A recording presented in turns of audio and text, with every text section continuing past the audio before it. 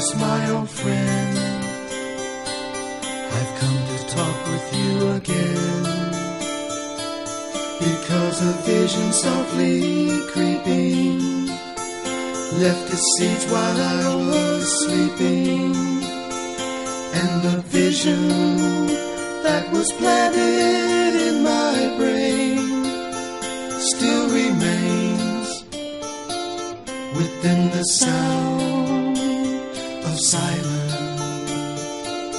In restless dreams I walk alone,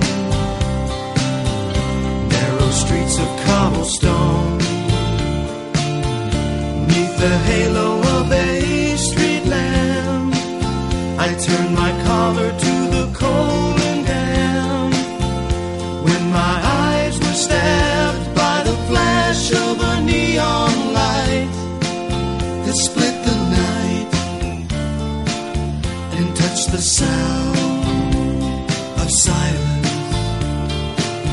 And in the naked light I saw 10,000